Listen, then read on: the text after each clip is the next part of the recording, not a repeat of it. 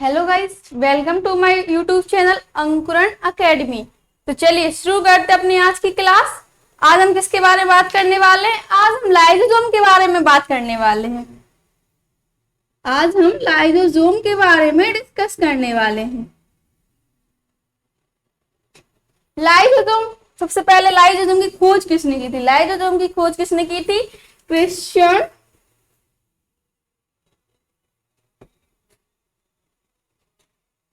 Day Duve. Christian de Duve नामक scientist थे, एक वैज्ञानिक थे जिनका नाम क्या था? क्रिश्चियन डे डोबे, जिन्होंने लाइसोसोम की क्या की थी? खोज की थी। लाइसोसोम को क्या किया था? डिस्कवर किया था। लाइसोसोम को डिस्कवर किसने किया था? Christian de Duve. लाइसोसोम को डिस्कवर किसने किया था? Christian de Duve. Christian de Duve नामक एक साइंटिस्ट थे, एक वैज्ञानिक थे, जिन्होंने क्या किया था? लाइसोसोम को डिस्कवर किया था। लाइसोसोम की क्या की थी? खोज की थी। लाइसोसोम की खोज क्रिश्चियन डे डोबे नामक साइंटिस्ट जी ने की थी। अब लाइसोसोम क्या है? लाइसोसोम हमारी आत्महत्या की थैली है। क्या है? यह हमारी आत्महत्या की थैली है। यह हमारी आत्महत्या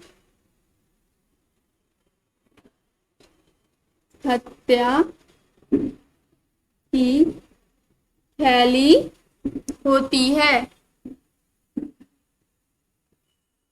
लाइसोसोम क्या है? लाइसोसोम हमारी आत्महत्या की थैली होती है। हमारी आत्महत्या की क्या होती है? थैली होती है। इसे हम क्या बोलते हैं? सुसाइडल बैग कहते हैं। It is also called suicidal bag.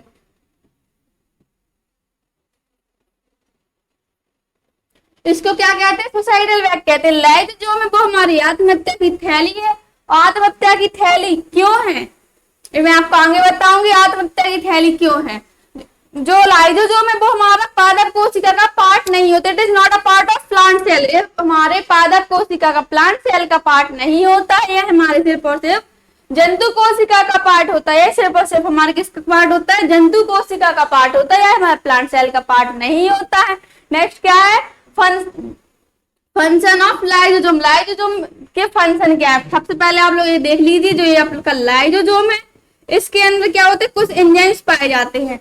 Lysosome के अंदर क्या पाए जाते हैं? कुछ एंजाइम्स पाए जाते हैं। लाइसोसोम के अंदर कुछ एंजाइम्स पाए जाते हैं। कौन से एंजाइम्स पाए जाते हैं? हाइड्रोलाइटिक एंजाइम्स पाए जाते हैं। Hydrolytic enzymes. जो लाइसोसोम है उसके अंदर हमारे कुछ एंजाइम्स पाए जाते हैं। कौन से एंजाइम्स पाए जाते हैं? हाइड्रोलाइटिक एंजाइम्स पाए जाते हैं। जब आपकी पूरी सेल मैच्योर हो जाती है तो अपने आप कभी कभी क्या हो जाता है? फट जाता है। फटने की वजह से जो आपके लाइसोसोम के अंदर हाइड्रोलाइटिक एंजाइम्स पाए जाते हैं, जो हाइड्रोलाइटिक एंजाइम्स पाए जाते हैं, वो क्या हो जाते हैं? पूरी कोशिका में फैल जाते हैं। पूरी कोशिका में क्या होता है? फैल जाते हैं जी हाइड्रोलाइटिक एंजाइम। तो इससे हमारी क्या हो जाती है? कोशिका जो है वो मर जाती है। एक बार और देख लीजिए, जो आपका लाइसोसोम है, लाइसोसोम में हमारे कुछ एंजाइम्स पाए जाते हैं जिन्हें हम क्या कहते हैं? हाइड्रोलाइटिक एंजाइम्स कहते हैं। क्या कहते हैं? हाइड्रोलाइटिक एंजाइम्स कहते हैं। जब कभी जो सेल मैच्योर हो जाती है, मैच्योर होने की वजह से सेल कभी कभी लाइसोसोम फट जाता है। फट जाने की वजह से जो उसके अंदर हाइड्रोलाइटिक एंजाइम्स होते हैं वो क्या होते हैं? बाहर निकल आते हैं। बाहर जाने की वजह से वो पूरी कोशिका में फैल जाते हैं। कोशिका में फैल जाते हैं तो हमारी क्या हो जाती? कोशिका मर जाती। इसलिए इसे क्या कहते हैं? सुसाइडल बैग कहते हैं। क्या कहते हैं? इसलिए इसे हम आत्महत्या की थैली कहते हैं। इसलिए क्या कहते हैं? इसलिए इसे हम लाइसोसोम को ही आत्महत्या की थैली कहते हैं। अब नेक्स्ट क्या है? Function of lysosome. लाइसोसोम का फंक्शन क्या है? फंक्शन क्या है? लाइसोसोम का फंक्शन क्या है? It kills bacteria and fungus virus. यह क्या करता है? जो भी हमारे शरीर में बैक्टीरिया, फंगस वगैरह आते हैं उन सबको क्या करता है? मारता है, मार देता है। इट किल्स बैक्टीरिया, फंगस, जो भी हमारे शरीर में बैक्टीरिया, फंगस आते हैं उन सबको क्या कर देता है? मार देता है। बैक्टीरिया को मार देता है, फंगस को भी मार देता है, इन सबको क्या कर देता है? मार देता है। दूसरा फंक्शन क्या है? इंट्रासेलुलर डाइजेशन होता है। Intracellular digestion.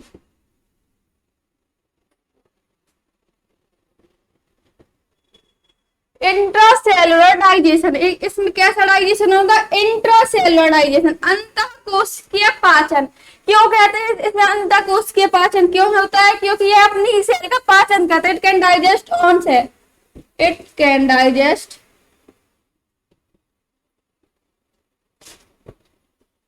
On sale.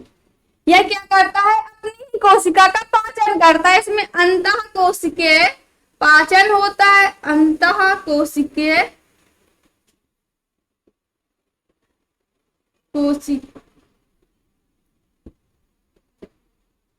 कोशिकीय पाचन होता है।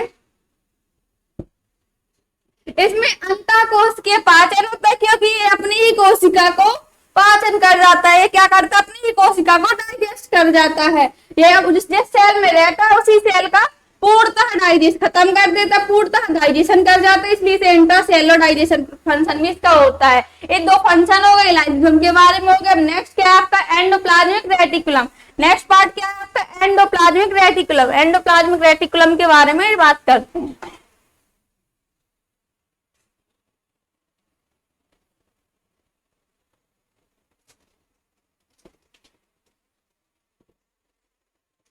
Endoplasmic reticulum,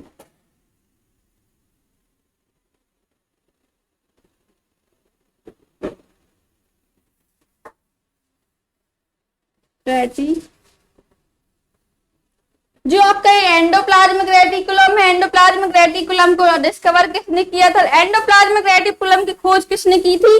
Keith porter. Keith porter.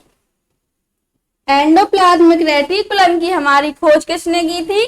Keith porter जी ने। किसने की थी? Keith porter.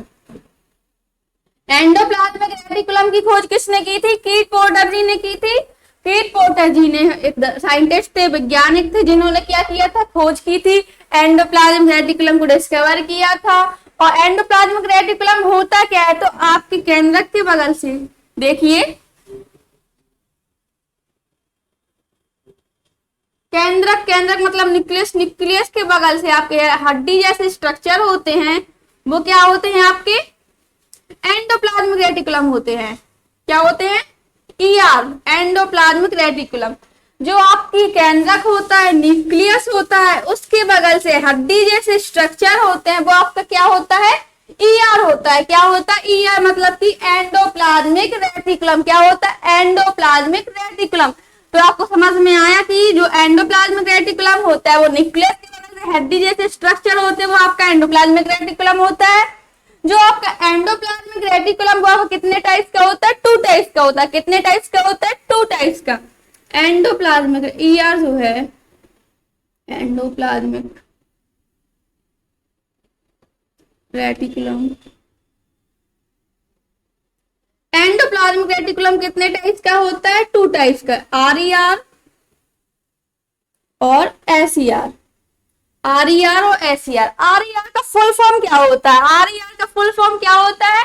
Rough endoplasmic reticulum. Rough endoplasmic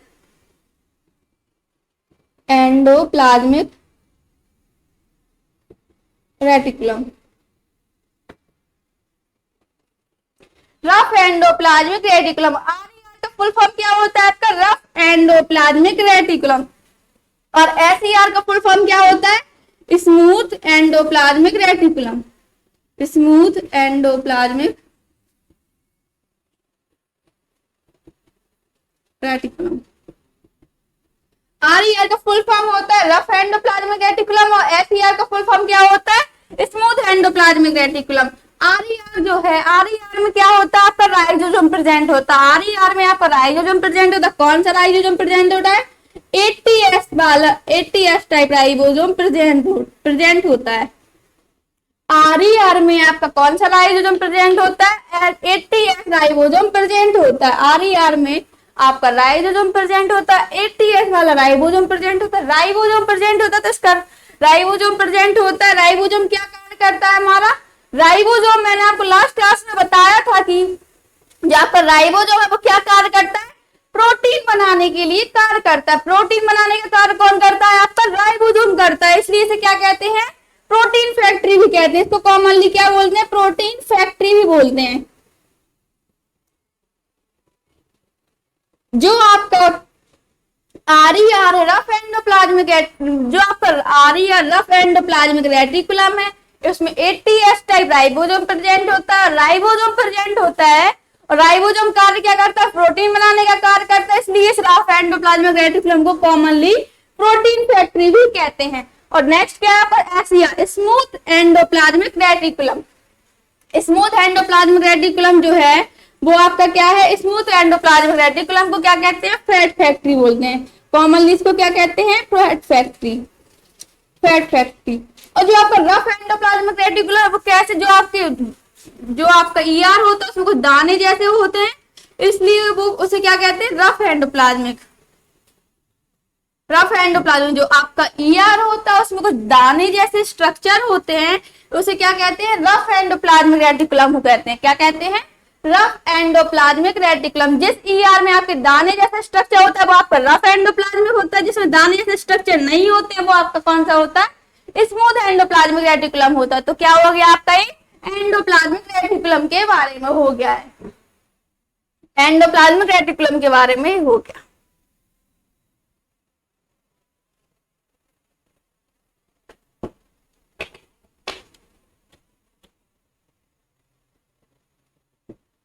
अब नेक्स्ट क्या है आपका? न्यूक्लिक एसिड, न्यूक्लिक अम्ल, न्यूक्लिक अम्ल, न्यूक्लिक एसिड। तो न्यूक्लिक एसिड को डिस्कवर किसने किया था? न्यूक्लिक एसिड की खोज किसने की थी? फ्रेडरिक मिसर ने, फ्रेडरिक मिसर ने। एक फ्रेडरिक मिसर नामक एक वैज्ञानिक थे हमारे, फ्रेडरिक मिसर नामक एक वैज्ञानिक थे जिन्होंने क्या किया था? न्यूक्लिक एसिड की खोज की थी। क्या की थी? न्यूक्लिक एसिड की खोज किसने की थी? फ्रेडरिक मिसर नामक वैज्ञानिक थे जिन्होंने हमारे न्यूक्लिक एसिड की खोज की थी। क्या की थी? खोज की थी। न्यूक्लिक एसिड की हमारे सबसे स्मॉलेस्ट यूनिट, छोटी इकाई क्या है? तो न्यूक्लियोटाइड है।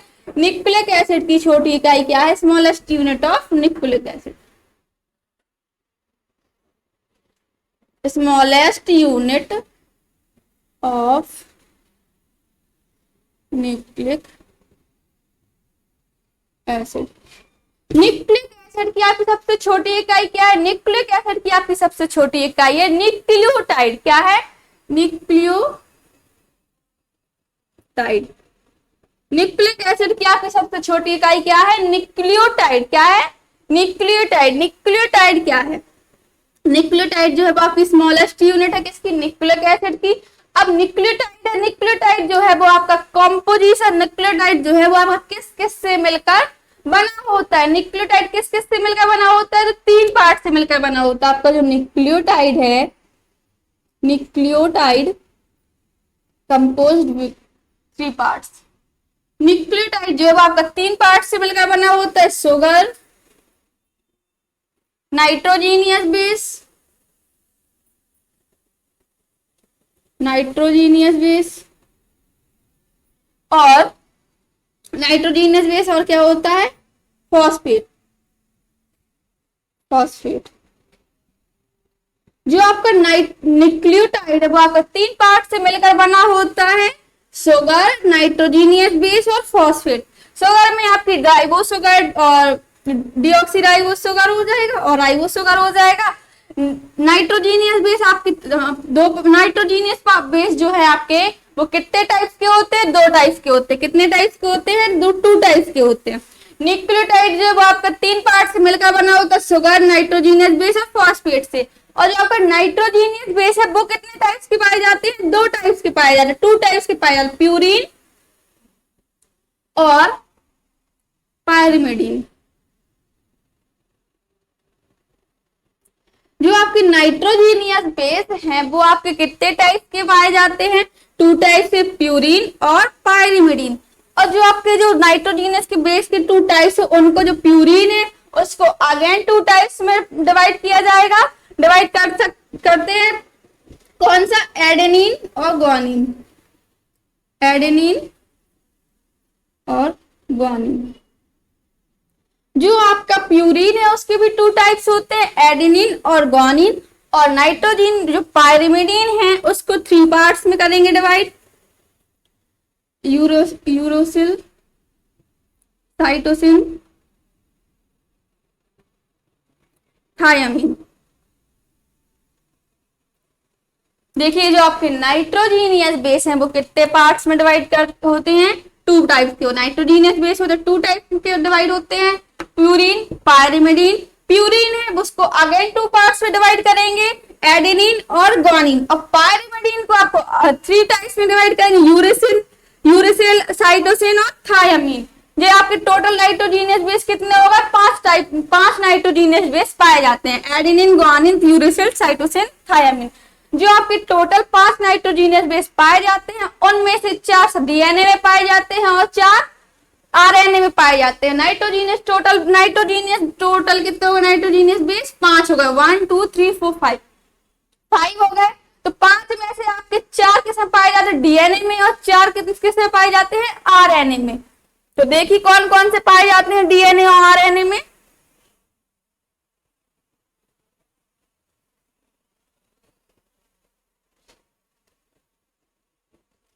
डीएनए में कौन से पाए जाते हैं, डीएनए में कौन से पाए जाते हैं और आरएनए में कौन से पाए जाते हैं। डीएनए में आपके नाइट्रोजीनियस बेस पाए जाते हैं ए, जी, सी, टी। और आरएनए में कौन से पाए जाते हैं, ए, जी, सी, यू।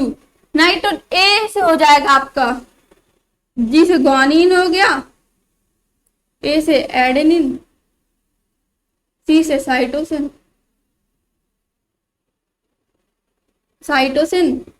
थायामीन, और यू से यूरेसिल हो जाएगा।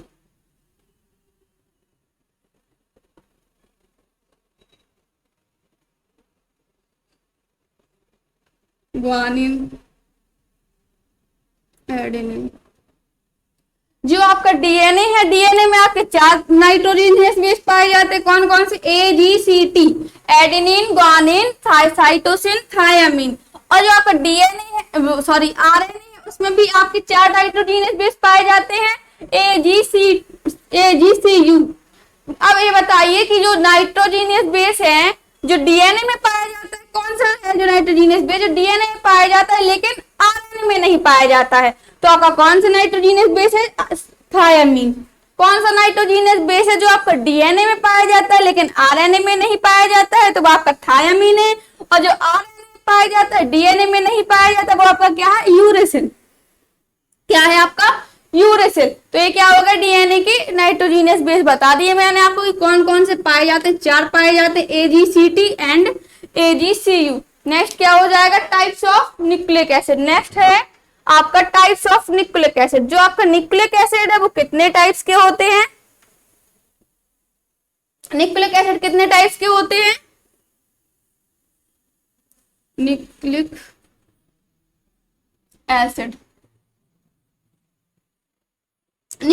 आपके 2 टाइप्स के होते हैं। न्यूक्लिक एसिड जो है, जो न्यूक्लिक अम्ल है वो आपका 2 टाइप्स का होता है। न्यूक्लिक अम्ल कौन कौन से टाइप्स होते हैं, डीएनए और आरएनए, डीएनए और आरएनए। जो न्यूक्लिक एसिड है वो आपके कितने टाइप्स का होता है, 2 टाइप्स का होता है, डीएनए और आरएनए। डीएनए का फुल फॉर्म क्या होता है आपका, deoxyribose sugar, deoxyribose nucleic acid.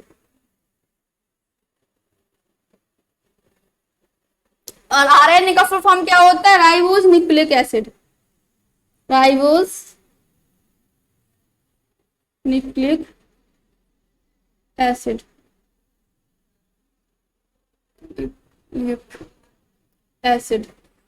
DNA का फुल फॉर्म होता है डीऑक्सीराइबोज न्यूक्लिक एसिड और आरएनए का फुल फॉर्म होता है राइबोज न्यूक्लिक एसिड,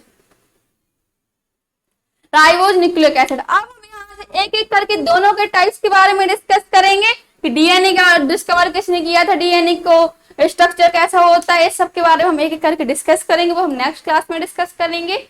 और आप लोग अगर हमारे चैनल पर न्यू है तो हमारे चैनल को सब्सक्राइब कीजिए, वीडियो को लाइक कीजिए, ज्यादा से ज्यादा वीडियो को शेयर कीजिए। Thank you guys.